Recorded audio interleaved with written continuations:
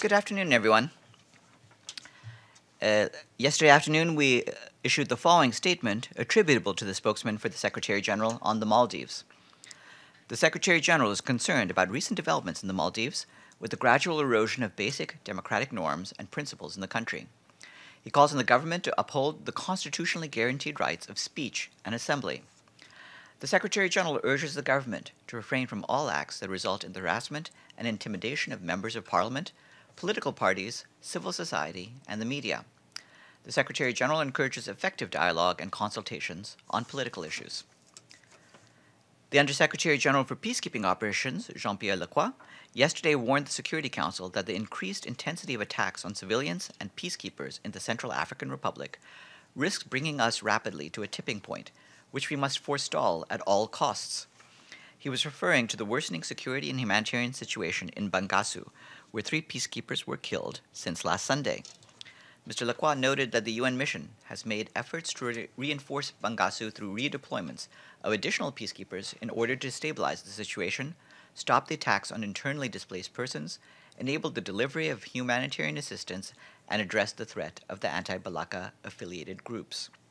However, Mr. Lacroix stressed yet again that a military solution to the problem of the armed groups will not suffice to address the root causes of the conflict. The absence of tangible progress in the peace process risks further worsening the situation, he warned. Mr. Lacroix is heading to the Central African Republic over the weekend to convey a message of support to the UN mission and engage with national authorities. Our humanitarian colleagues tell us that yesterday, the Syrian Arab Red Crescent delivered medical and nutrition items from the UN and the Red Cross in besieged eastern Ghouta and rural Damascus, with a second batch of supplies planned in the near future to complete the delivery. The situation in eastern Ghouta remains extremely difficult overall, with limited access to basic services such as healthcare. However, the delivery yesterday, in addition to the access the UN had to Douma in May and to East Harasta in June, is not enough to support the increasing needs of civilians in the area. The UN has requested access to towns in eastern Ghouta as part of its proposed interagency convoy plan for August and September, and stands ready to provide additional immediate humanitarian support to the area as soon as access is authorized and security permits. The UN Human Rights Office said today that it is deeply concerned at the risk of further violence in Venezuela, where Constituent Assembly elections are due to be held on Sunday. The office said that the wishes of the Venezuelan people to participate or not participate in this election need to be respected. It also urged the authorities to manage any protests against the Constituent Assembly in line with international human rights norms and standards, and is therefore concerned that demonstrations that the authorities regarded as disturbing the elections have been banned from today until the 1st of August. The office reiterated its appeal to the authorities to grant people's rights to freedom of expression, association, and peaceful assembly, and called on all in Venezuela to use only peaceful means to make themselves heard. Assistant Secretary General for Human Rights Andrew Gilmore wrapped up a 3-day visit to Honduras today. He stressed the paramount need to increase protections for human rights defenders in the country, welcomed the strengthening cooperation between the government and the newly established UN Human Rights Office in Tegucigalpa. While in Honduras, Mr. Gilmore met with government officials, civil society representatives, and diplomats. You can read more about his visit on the Human Rights Office's website. The UN Human Rights Office said today that it is concerned about the intensifying crackdown against human rights defenders in Vietnam who have questioned or criticized the government and its policies. The office said that it has serious concerns over the severity of the sentence handed down this week to a well-known activist, Tran Thi Nga, for his so-called anti-state propaganda over comments posted online. Over the last 6 months, at least 7 other human rights defenders have been arrested and face prosecution, several dozen are currently detained, and 2 have been deported or sent into exile abroad. Many others have been intimidated, harassed, and brutally beaten. The office stressed that human rights defenders should never be treated as criminals who are a threat to national security.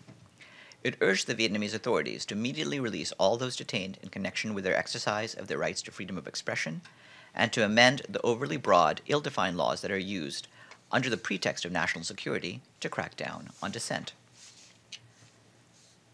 Today is World Hepatitis Day, and according to the World Health Organization, new data shows that efforts to eliminate the disease are gaining momentum.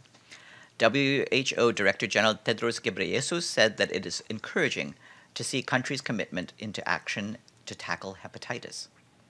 Viral hepatitis affected 325 million people worldwide in 2015, with 257 million people living with hepatitis B and 71 million people living with hepatitis C, the two main killers of the 5 types of hepatitis. Viral hepatitis caused 1.34 million deaths in 2015, a figure close to the number of TB deaths and exceeding deaths linked to HIV. You can read more on WHO's website. And last, I would like to mention that today is the last day that Marlene Tremblay is working in the office of the spokesperson, since she takes her retirement at the end of the month. Those of you in the press corps know Marlene's smiling, cheerful presence as you walk into the office, and many of you have seen, and some of you have even posed for, the works of art that she has displayed here and around the world. We wish Marlene the best of luck in her future, which we expect to be as colorful as her paintings and photography. That's it for me. Any questions? Yes, Rhonda. I have two. First, I came to hear the memorial for Father Miguel Discoto Brockman that was in the General Assembly this morning, and I went to the 4th floor, where people are supposed to go and the press is supposed to go, and there was not a single earphone available to hear translation, and even if you wanted to hear what was happening at the podium, you wouldn't hear it there. So I'm wondering what the rationale is. I once earlier complained that there were only a few earphones. Now there are none. And I'm wondering if this is a purposeful situation, or if the people who go there are expected not to want to hear anything, or if this is a problem. I'll check with our colleagues in the Media Accreditation and Liaison Unit. Okay, I have a second. Okay. Actually, let's go around and we'll go back to you. Yes, Mr. Sato. Thank you, Mr. Han. The Japan and the U.S. government just confirmed that the DPRK launched a ballistic missile last night in the local time. If it is the fact that it will be the violation of the Security Council's resolution. So what will the Secretary General's comment on that? Thank you. Well, you're aware of our responses to the recent missile launches by the Democratic People's Republic of Korea. We reiterate once more the Secretary General's calls on all parties to take steps to de-escalate the situation and return to the path of sincere dialogue. Yeah, Jahan, you had a question? Yes. Yeah. And then. As predicted, Friday has now come in Jerusalem, and there are indeed clashes. What is your response to today's and yesterday's increase in violence? We're still hearing use of weapons and arms, and just opposite of what was expected to happen. What the UN wanted to happen. Well, the statement that we have issued, the sentiments in those statements still stand. Obviously, we're aware of the recent violence, and it's regrettable that violent protests have been reported, including in the West Bank, with one Palestinian protester reported killed. At the same time, we've taken note of the fact that the Friday prayers in Jerusalem took place in a relatively calm atmosphere, and that the day so far was largely free of incidents. The UN reiterates its call for calm and for avoiding statements that incite violence. Yes. Sure, thanks a lot. I want to ask you now, given the guilty on 6 counts verdicts in the Englap Sang, previously known as the John Ash case, I was going to ask you just for your comment, but I've seen that you've made a comment, and I want to ask you about it. You said, we are exploring the possibility of requesting restitution as a victim to these crimes, including recovering expenses incurred to provide the requested cooperation. I guess what I want to understand, given that it was indisputed in the trial, that the Department of General Assembly and Conference Management provided a false document to Mr. Englap Sang, and that the Office of South-South Cooperation wrote numerous letters with promoting his conference center, and that a number of current UN officials also participated in that. How is the UN, does it mean that the UN Secretary is also a victim of its own personnel? And number two, if the U.S. Attorney's Office says that the UN refused to even provide the names of people interviewed for the task force report, are you saying that the U.S. government should pay the UN for sending Mr. Hannaford to give one morning's testimony? What I can say on this is that the United Nations cooperated extensively to facilitate the proper administration of justice in this case by disclosing thousands of documents and waiving the immunity of officials to allow them to testify at trial. The organization is considering next steps as a victim of these crimes. How, I guess I'll go to the fundamental rather than the money, because I think I don't know if there's any provision for that, and it seems pretty extraordinary if the UN said it should clean itself up from the bribery and corruption that was exposed by the U.S. Attorney's Office that you'd be putting in for costs. But the main thing is, how is the UN the victim if many of its own officials participated and were only not prosecuted because they have immunity that was never waived? For example, Mr. Butnaru, did you waive immunity? Mr. Yuping Zhu, did you waive immunity? I've explained that we provided documents and we've waived the immunity of individuals to testify. Regarding other problems that were revealed, our management is following up, and we're continuing to follow up on the findings of the prosecutors in this particular case. Is the idea that the UN is a victim of this exposed corruption and that it should seek costs from the U.S. government, is this Antonio Guterres' position? This is what I wanted to... I know you're a spokesman. I just want to be... This is the position of our legal counsel. Yes, you had a question? Or not? Okay. The General Assembly this morning was considering a resolution to increase UN funding from UNRWA. The vote has now been postponed. I just wondered if the Secretary General supports the increase in funding for UNRWA, especially, I know it's got a lot of American opposition because it would hit America the hardest because it's the biggest contributor. Well, with regard to the UN Relief and Works Agency, the Secretary General has made very clear its funding needs. It has a very large caseload throughout the Middle East, and is sometimes operating in some of the most turbulent areas, including areas in Syria that have seen tremendous violence. So it has a lot of Palestinian refugees that it needs to take care of, and he wants to make sure that it can be fully funded and it won't have to cut back the many programs it does, which range from education programs at schools across the region to the basic means of living, including things like sanitation and other services for people in areas stretching from Gaza through Lebanon and Syria. Yes.